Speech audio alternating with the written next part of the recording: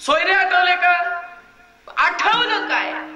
त्यांनी सांगितलं त्यावेळेला मला काहीच आठवलं नाही, मला फक्त एवढं वाटलं कधी एकदाचा बाहेर पडतोय आणि मोकळा होतोय. नाथ महाराजांनी सांगितलं नक्की हे उत्तर आहे का तुझं? हो ना म्हणे, कधी एकदाचा बाहेर पडतोय आणि मोकळा होतोय असं वाटतंय. नाथ महाराजांनी सांगितलं ज्या दिवशी संसारासंबंधी तुझी स्थिती अशी होईल. कशी? कधी एकदाचा बाहेर पडतोय आणि मोकळा होतोय. ज्या दिवशी संसारासंबंधी स्थिती तुझी अशी होईल त्याच दिवशी देव भेटेल. विठ्ठल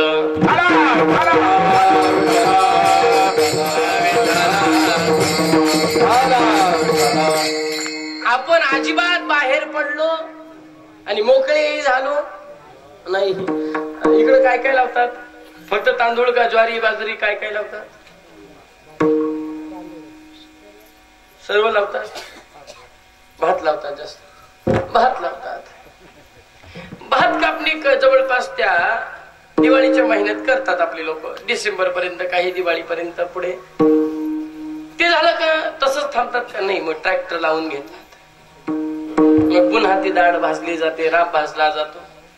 शांती आहे का? आपल्याला स्थिरता आहे का? नाही नाही. आपण अपेक्षित करतोय सगळं म्हणून दुःख आहे. आपल्याला वाटतं हे केल्यावर ते सुख मिळेल, ते केल्यावर सुख मिळेल. एखाद्याच्या मुलाचं लग्न झालं नसेल तर तिला वाटतं मला सून आल्यावर सुख. उत्तर द्या. लाजल्या ग.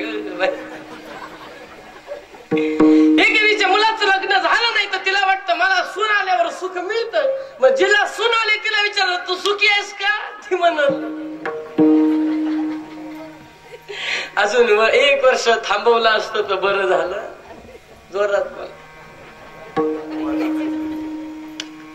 जिच्या मुलाचं लग्न नाही झालं, जिने मुलाचं आता ठरवलं असेल, ती लग्नाच्या दिवशी नाकामध्ये नथ घालते, अगदी वेणी घालते, पैठणी नेसते, ओटीमध्ये गहू असतात, नाकात नथ असते, नथीला झटका मारते, जेवून जा जेवून जा जेवून.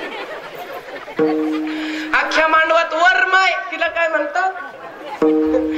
ती दिवसभर मांडवातच नसते, तिचे पायच मांडवात नसतात.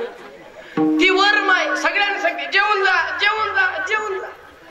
लग्न लागतं, सून घरात येते आणि 6 महिन्यांनी येऊन विठ्ठलाच्या दाराशी बसते. देवा, लोकांना म्हणत होती जेवून जा जेवून जा, आता मला कोण देईल? याचा अर्थ ज्या गोष्टीत सुखाची आपण अपेक्षा करतो त्याच्यात सुख नाही कोठे आल्यानो. विठ्ठल नुसतं मुलगा बघायला आलं त्याला चौकशा करतो, कुठल्या गावातला, काय करतो, शेती किती आहे, बहिणी किती आहे.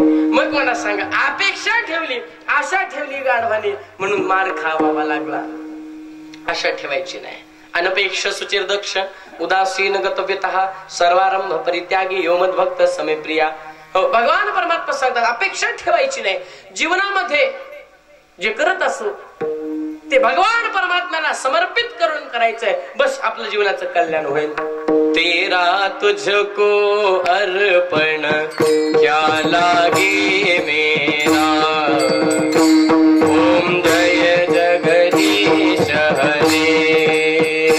ओम जय जगदीश हरे.